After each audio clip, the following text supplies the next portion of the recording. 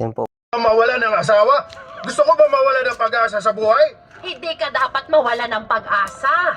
May mga anak kang umaasa sa'yo. Oh, paano na sila nito? Paano sila makakakain? Paano makakapasok sa eskwela kung walang baon? Kahit pamasahe man lang.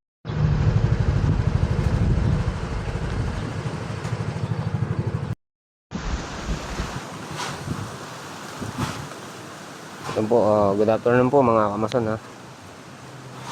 Ayan, alas sa night races na po natin to. Tapos ayun na yung si Marlon. Pina-flooring natin to. Ayan.